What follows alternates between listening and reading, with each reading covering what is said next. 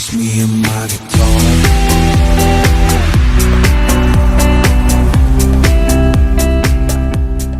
Hey, what's happening guys? It's Mark back here in the workshop on Mark's Aquatics. I went on eBay last night and I won this little tank. What I wanted to do was make a new tank because I'm getting so many crystal reds, blacks and sakuras now in the shrimp room. That what I want to do is I'm going to start selling some off, probably on eBay, do little package deals just to get some money back to fund the hobby, to buy more projects, to get some more little tools and bits and bobs as we go along. So I do normally sell them locally, and but I'm going to make this little tank now. So the ones that I take out, obviously I'm going to be separating the ones that I want to keep for future breeding, but I want to put some of the ones that I'm going to sell, so any one of you guys can see. We're going to keep this tank in the workshop. I'm going to put it on top of my tool chest, but we're going to make some funky little filter system in there, some kind of raised trickle filter as well on the back. We're going to do it all out of glass. It's got a couple of scratches here and there, but I got it for 15 quid. The old guy that I bought it from, he was a nice elderly gentleman, and he said I got it, like I said, £15. And when I went there, it was just the tank, and he said, oh, here lad, he said, I found a few other bits and bobs here that you can have as well. And we've got all kinds of stuff in there. We've got a little filter pump in there. He'd give us some food as well. He only had one goldfish in there. We've got some pellets for his little goldfish as well, which would be handy for the other fish. We got a nice little net, which looks like it's never been used. Still got the old tag on it and everything. So we've got that. We've got a box of Pure. It's just a bacterial culture starter, which you can add to your tank. So we got some of that as well. They've given me a couple of books. Community Fishes by Dick Mills and Aquarium Owner's Manual by Gina Stanford. You can't beat a good old reader books, you really can't. So he gave me those as well. We've got a nice little heater, always come in handy. We're going to need this in the shed because it gets quite cold in the winter in here, so we're going to need that 100-watt heater. That should do fine if it works. Nice little gauge on there. Yep, and there you go.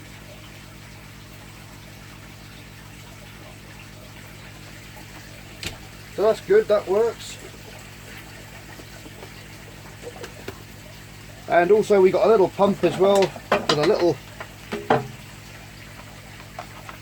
stick on the side filter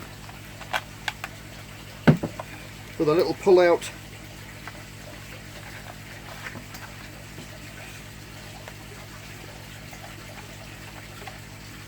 filtration canister in there, which fits straight into there. You take the bottom off, take the sponge out, give it a squeeze out. Nice little seal around there, it fits back in the top. And with a fine piece of sponge in, sorry guys, with a fine bit of sponge in there, this is it'll work really well because you've only got tiny little slits there, and with a fine sponge inside, we could actually use that as a filter in the shrimp tank. But flow rates on there, so that's handy to have. And last of all is the old aquarium siphon, which is handy because my older one, I'd actually trod on my last one and broke the thing, so that's handy. So we've got another one of those as well, all for £15, so we can't go wrong with that, we really can't. Okay, what we've got, we've cleaned up all this stuff now. I think the old boy had a dog. By the looks of this fish food tub, there's teeth marks and scratches all over it. I think his little dog wanted to get in there and eat that fish food at some time or another, but he didn't manage to do it. So we'll put that to one side. Now it's a lovely little tank. So dimensions wise on it, I think it's about 18 inches, I think, by 12 that way. I'd say by 18 deep. So it's a nice little square fronted tank. It's got a little chip on the corner there, but what I'm going to do is I'm going to try and use, we've got a couple of scratches on the front here, but I think what we'll do is we'll take this we'll peel this background off. That's not going to look too great with shrimping, so we'll take that back off. And normally, if we're lucky,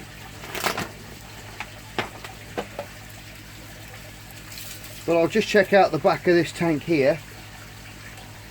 It's had a couple of dinks over time. We'll have to water test it first to make sure it's all watertight and all that stuff. It's got a nasty little scratch actually at the back there, so I think we'll go back to the original onto the front. We can always tidy this up later on with something else. It's nice bevel edged glass as well. So that's what we'll do. I think now what we'll do is we're going to clean it up, and then we're going to work out what I'm going to do with an internal filter system and this hang-on filter system at the back here. So that's going to be the new little project, guys. Okay guys, we've given it a nice little clean up now, taken all the old sellotape off the sides. They had some blue background on here at some point,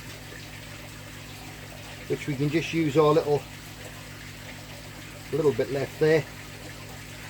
Just use a Stanley blade, utility knife blade. And sometimes you're going to find with an older tank like this, you get some residue, which is like a calcium deposit. Minerals build up on the glass along the top there where the water line is. If you get one of these, then you'll just scratch that straight off. You've got to make sure it's a new blade though, so it's lovely and sharp, and it will just peel that old calcium layer off, and then you can polish it out.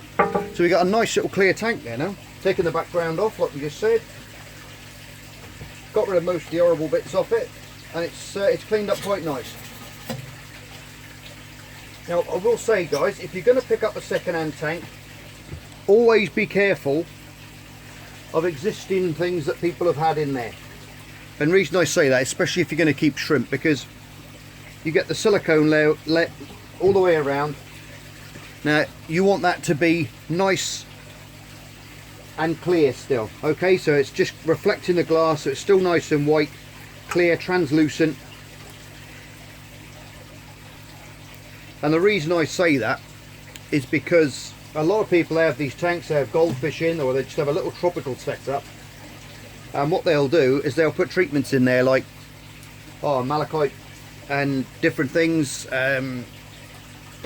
Any type of white spot medication is going to have copper in it, okay, which is lethal to shrimp, and it'll wipe your shrimp out in no time at all, okay. So you want to be looking out for any blue silicone in the corners, anywhere in the tank. If it's blue anywhere, leave it alone. If you're going to buy a tropical tank, that's fair enough, but if you're going to keep shrimps, it's imperative that you make sure that silicone has got no blue in it, because that means it's had the medication in there at some point, and it will leach out, or could leach out. I say better to be safe than sorry. After you spend all your money in your shrimps and your decor and everything else, and you find it's a total wipeout in a couple of weeks or even a couple of days time, where the copper could leach out from the silicone. I know it's a dye, but sometimes that it can absorb that copper as well, and it's best to be safe, like I say, than sorry. So make sure you check for that when you buy a second-hand tank if you're keeping shrimp. That's a little tip for you. This is going to be a complete DIY tank, this one. Everything that we're going to put in this tank we're going to make. We're not going to buy anything if we can help it. So it's going to be a DIY tank. So any of you guys who want a cheapy tank and you want to create one, you can follow along to this video and it'll help you out hopefully. Right, I'm going to get some more glass in the workshop now. I've got another old tank up in my garden somewhere. In fact, let's go and see if we can find it. Have a look at the koi's. Hello guys, coming up to say hello. Come on in, I'll give you a couple of bits of food before we go in the garden. There you go, have some of that.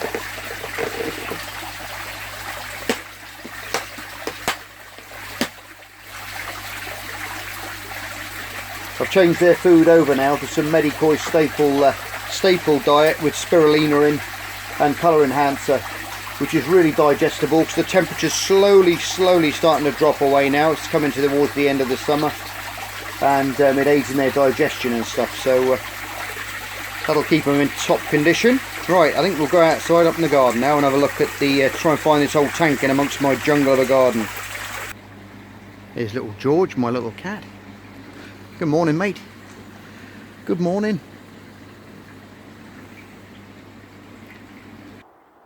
Wow, it's really still in my little wildlife pond up here in the garden. Duckweed everywhere, look at that. But it's full of newts and frogs and all different types of stuff in here. Yeah guys, this pond's about 25 years old, it is. Always had it just as a wildlife pond. And it's full of newts. And I just found a little baby one to show you. I'll just go down here, I'll put him on the top. He's going to be this year's, he's tiny, he is. There he is. Look at that little guy. I'll try and get a nice clear picture of him. There you go. Look at that. Absolutely beautiful. He's playing dead. Are you playing dead, mate, here? I'll show you how big he is if I put my finger in there, look.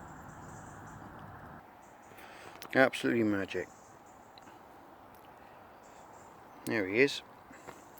So I'll carefully pick him up by his little tail there, and we'll put him on that leaf. There he is, he's back in the pond on his little leaf in amongst the duckweed, so he can wriggle off now back into the water when he's ready to go back in. Right, what I'll do is I might actually clean these up and do something else with these, but I've got lots of other old greenhouse glass I think we can use.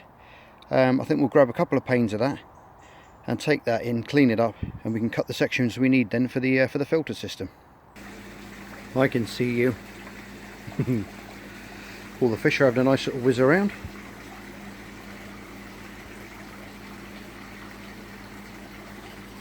Right, here's the glass we got. A couple of nice bits there. A bit muddy because they've been stuck in the ground for a while, but we'll give them a clean up. And we'll start measuring up and cutting some glass.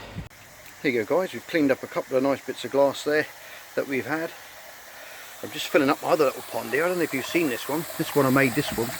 Me and my daughter made this a few years back. And she's got a little goldfish in here, a little oranda, little red-topped oranda called China. There he is. Let's give him a little bit of food while we're out here. And his mates. Come on in.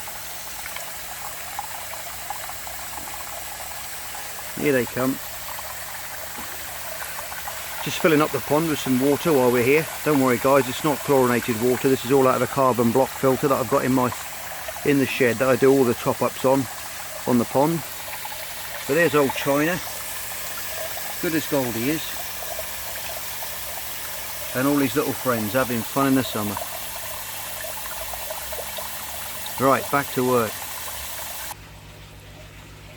Okay guys, we've got all the gear on the table now. We've got our tape measure, glass cutter, straight edge, Sharpie, and the coffee. Got to have the coffee guys. I cannot work without the coffees.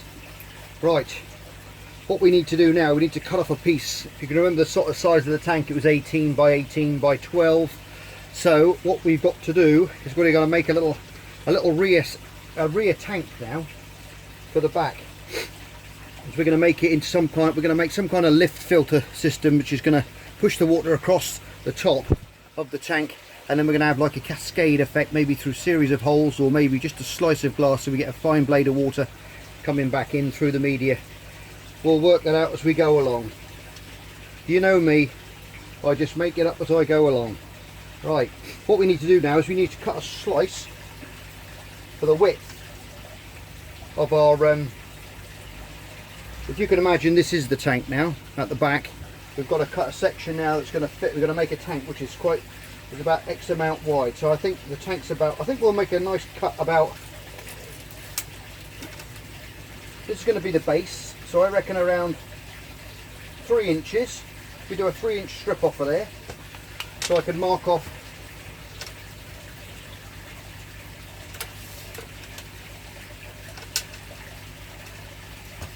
three inches there,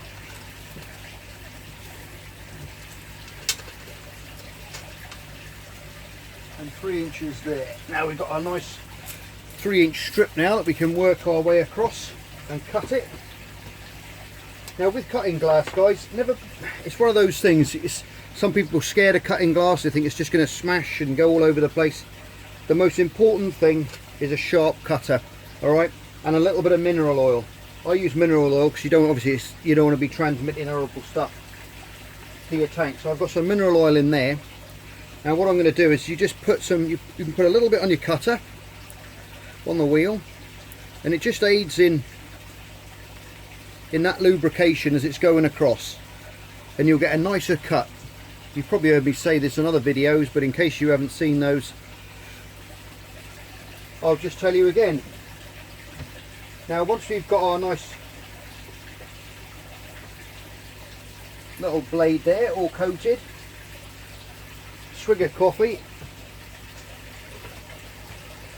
Right, stick that out of the way.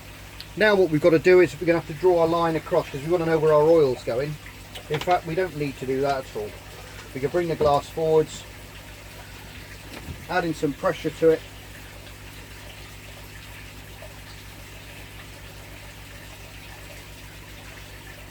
And then with the mineral oil, you just put a little bead, quick as that, across the back of the glass. Hold your glass cutter.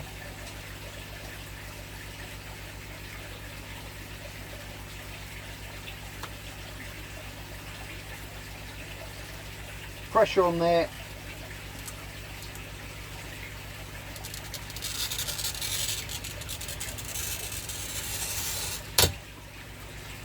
And then we score that all the way along. Okay?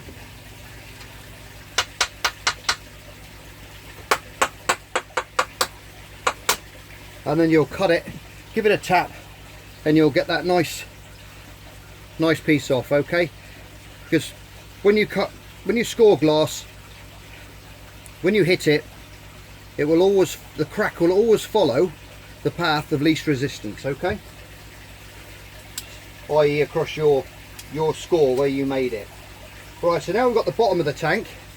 We've got to make two sides. And then if you just very gently give it some pressure, it'll pop like that. Okay, so we got three nice pieces now of glass. So we can move that piece out of the way. And we can bring up our three bits that we've just cut. Okay, now we've got the makings now of our little tank.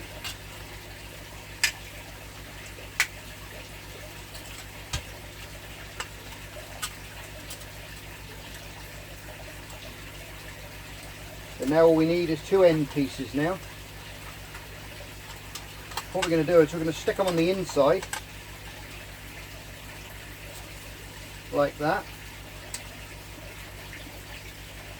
I've made the back piece, this piece here, about 3 or 4 mil higher than the front piece, because what I'm going to do is I'm going to raise this piece up slightly so we get that cascade effect coming out underneath, okay? Because we want this tank to leak. Sounds odd, but that's what we want it to do. We want it to leak back into the tank. So basically what I'm going to do is when I silicone this in place, I'll silicone each end, but we're going to put some little stops just in here, just to hold that off the base, so we get a very, very fine little blade coming off of equal. That's my plan. Anyway, well, we've got to shorten all this down now.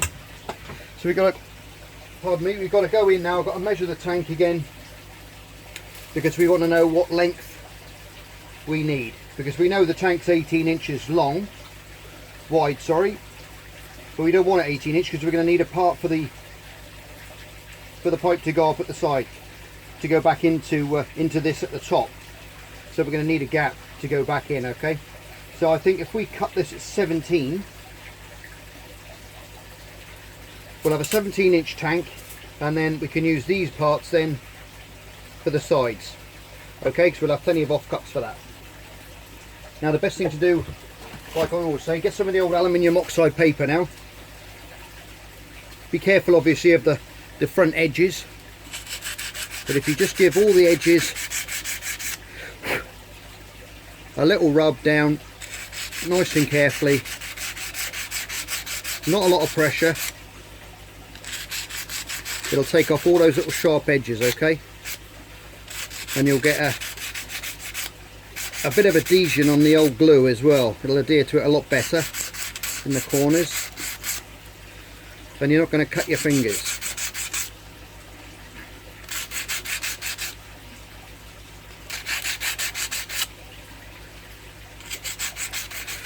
So I'll do that now and then we'll get back, okay?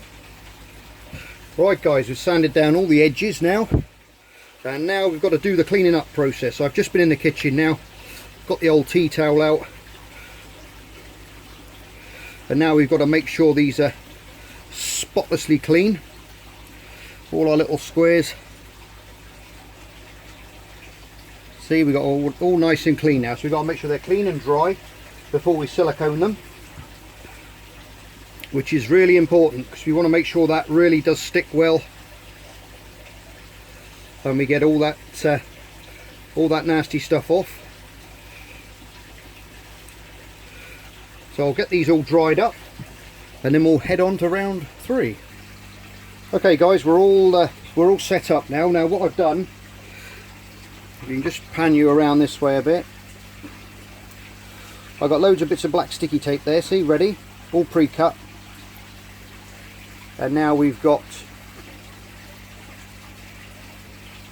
to leave this base open, but I only want it just a hair of a crack so we get a nice little blade of water coming out through there. So what I've done is I've just cut 3 bits of cardboard, put them there so they will be the spacers. So when that glass goes on top like that, we're going to get that little gap underneath where that water is going to come out and come through, okay?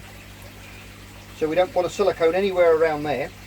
But what we've got to do now is we're going to run a bead of silicone now around here and around here. First of all,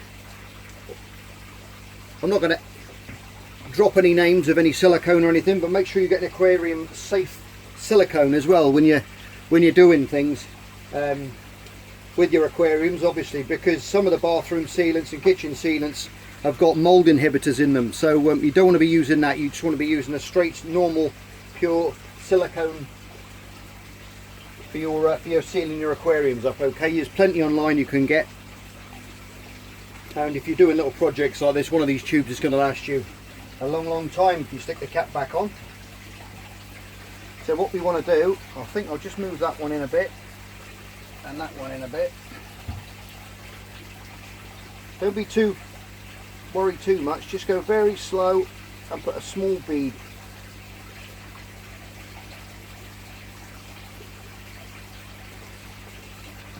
Like that, just a very small bead. I'm going to stop you a minute and I'll go all the way around, then we'll stick it up. Right, there you go, we've got a nice little equal bead now all the way around on these corners here, along that edge and down there. So we can put our back piece on now.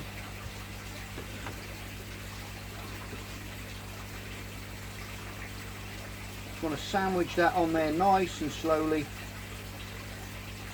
We're going to be putting an internal bead on as well, so we haven't got to worry about that too much.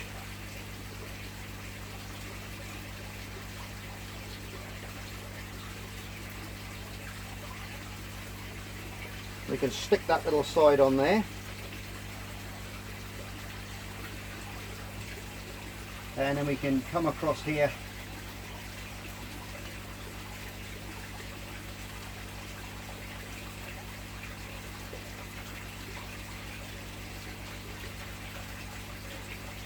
and stick him on there like that.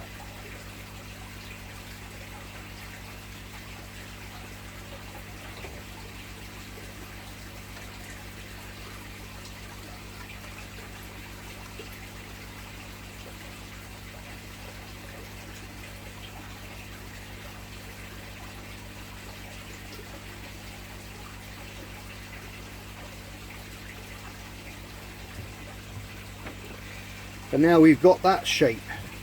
Remember I said I was going to keep it a little bit high at the back there, a couple about a centimetre different there. But now what we've got to do is we've got to run a bead of silicone up this side here, up this side. What I'm going to do now, I've got those two in place. I'm going to very slowly peel that one back. I'm going to put a bead up there and a bead up there. You could have done this before, and then just reverse that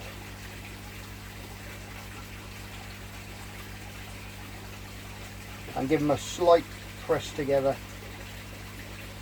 making sure it's all nice and square.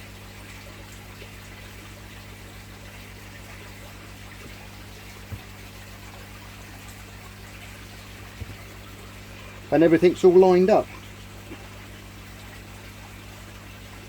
Now we've got to do, we've got to put a bead of glue, silicone, sorry, along here and along here. And we're going to put a little bit in the corners as well, just to make sure that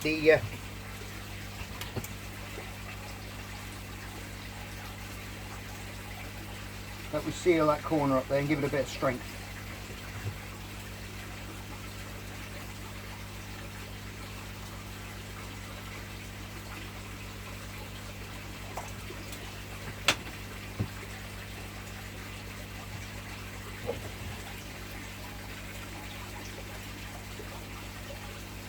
Stick the corners on first.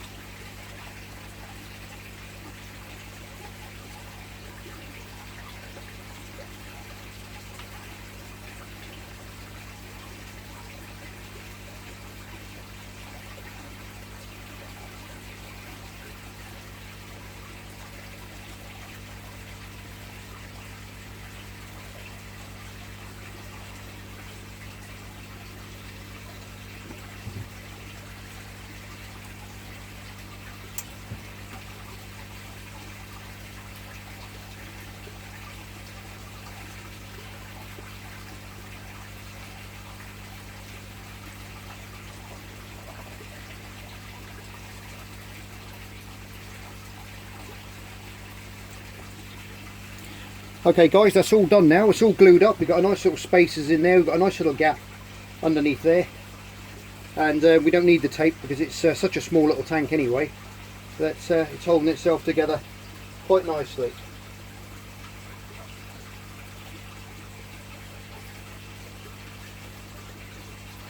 Just do any last little pushes together and adjustments.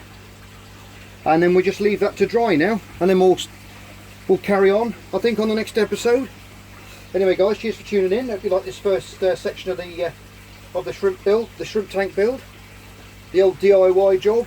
Like I say, everything we're going to do in this tank is going to be made out of something that you can find, or any one of you guys can find somewhere or grab hold of, and try and make yourself a tidy little shrimp tank that you'll be proud of. Alright guys, cheers for tuning in. As always, you all stars, look after yourselves, be safe, and I'll see you on the next episode of Mark's Aquatics. Bye for now. Just me and my guitar.